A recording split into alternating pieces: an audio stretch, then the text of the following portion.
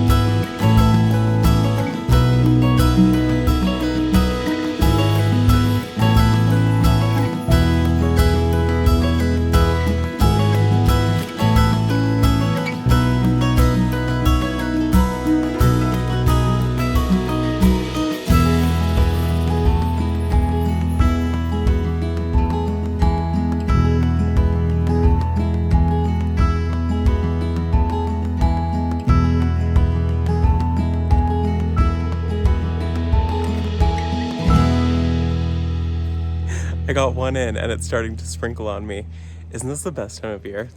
I love when we get a little bit of rain. I just think it's, I don't know, magical. The problem is that I have my power tools out. So I'm gonna take a second, put these power tools away because I don't want them to get ruined in a sprinkle. They won't get ruined in a sprinkle, but there's no reason to leave them out. So we're gonna take 2 seconds, put this back in the shed. This has been the best tool ever. Still want to say thank you to PowerPlanter for sending this out to me. And I will put the link to them in the description down below. And this is a good time for me to say to you guys that if you guys click on any of my links and you buy anything, I appreciate it. It does so much more than you guys know. Rather than just like typing in powerplanter.com, if you guys click on any of my links ever, whether it's Amazon or to other websites or whatever it might be, I literally cannot tell you how much it helps me because the brands see that, and that is what makes it so I can continue doing this on my channel. So this one's not sponsored right now, but thank you guys for clicking on any of my links.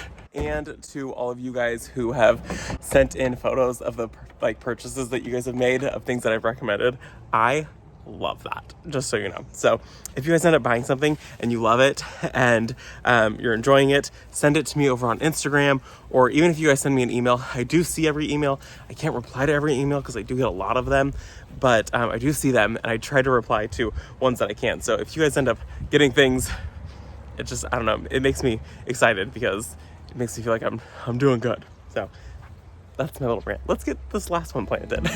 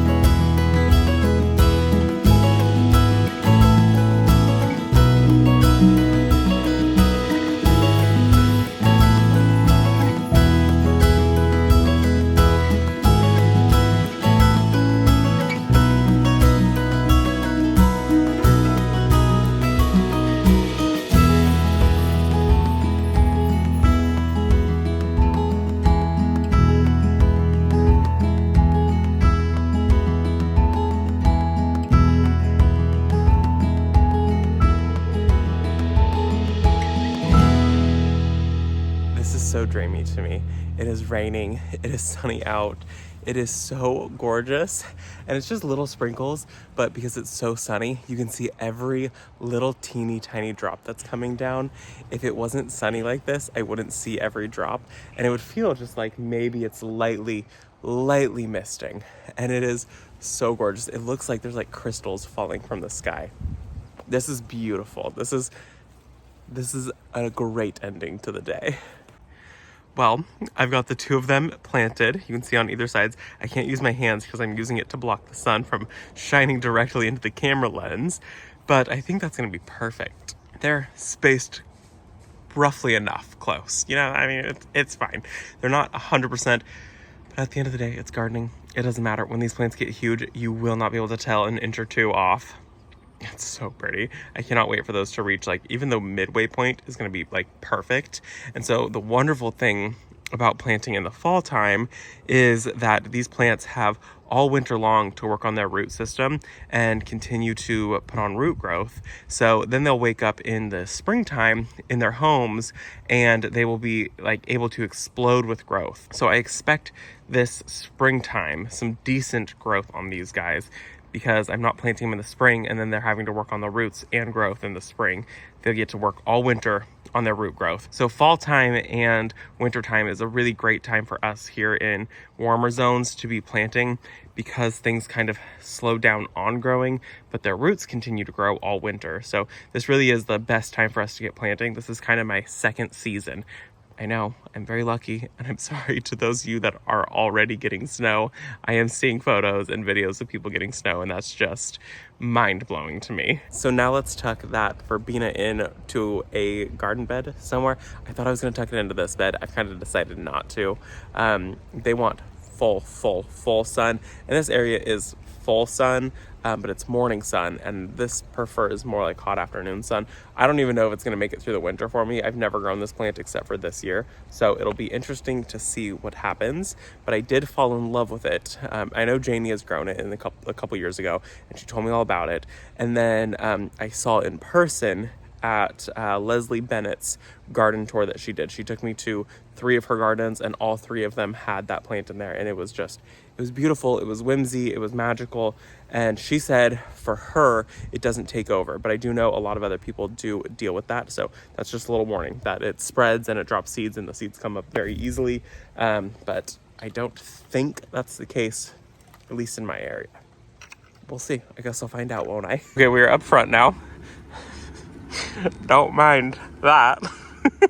We're going to plant the verbena up here, and I think I'm just gonna pop it in just right here at this corner. If it survives, fabulous. If it doesn't, no big deal. Actually, that's a lie. We're gonna pop it in on that corner, because now I'm thinking that I might want to put a lemon cypress right here. Wouldn't that be beautiful? Lemon cypress, gorgeous. We're gonna pop it in over on that side really quickly. And then I have a rose that's in that container right there, that terracotta, that needs to be moved. And we're going to keep it in the container, but we're just going to put it like in the driveway on this side right here. So that way we have a little rose right here. Nice little like end to the espalier wall that we have, and lends just a little tiny bit more privacy, I guess. We'll hook it up to irrigation, and it should be totally perfect there. So let's just grab this guy and go ahead and get this planted. Sorry about the loud reindeer. I don't know who put this in my yard. It's not me.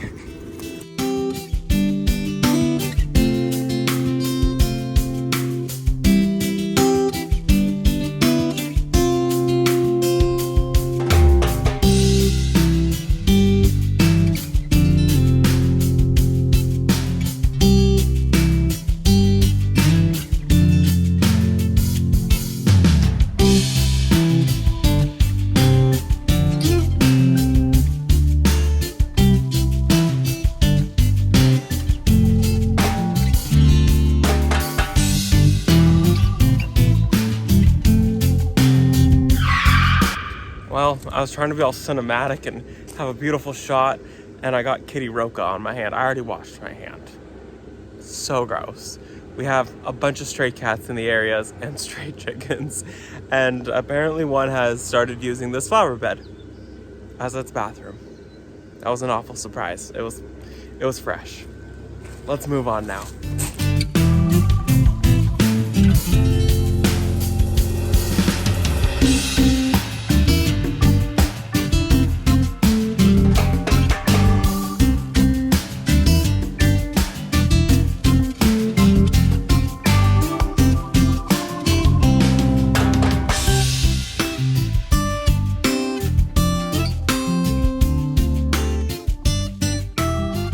So we got it from there. The roots were growing into the ground.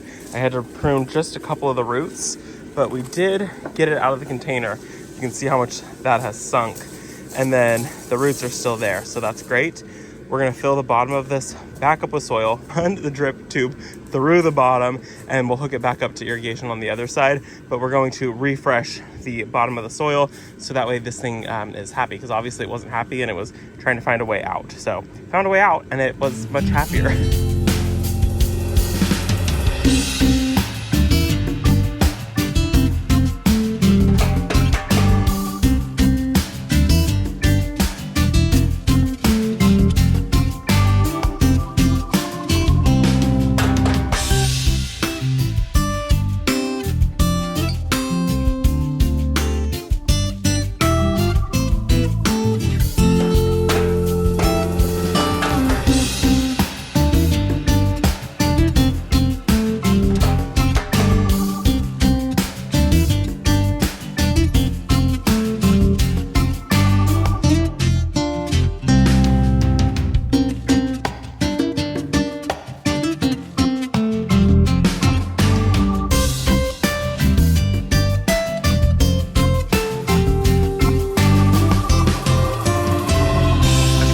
we've got the rose right here. And this is one of Brent and I's favorite roses. And we have a lot of roses that we really like, but this one smells so good. This is called Desdemona. She has these beautiful like white rose flowers. They're really beautiful and they smell gorgeous. So that's kind of why we wanted it by our driveway, was because it smelled good. But it was getting to the point where we just couldn't even get out of the car. So this will be much better. It's right on the property line. We actually own a little bit further. We own both sides of this fence right here. So we're just gonna leave it right here. And I think that's gonna be so perfect. It'll be a nice little entry into the property. We actually been wanting something to go there and didn't know what to do. So this is perfect. And I went in with a little bit of fertilizer, and it is still pushing some of its blooms out, so I expect, you know, maybe a little bit of color from this thing.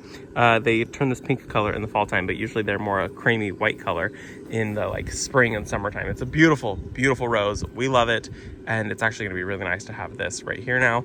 And then we did the verbena over there. That was interesting, and we got everything planted in the back. That, my friends, is all that I have for you today. It was really good, very smooth, until it was not. So I hope that you guys enjoyed the video. Thank you for visiting our garden. I hope you enjoyed it, and I will see you all in the next one. Bye, guys.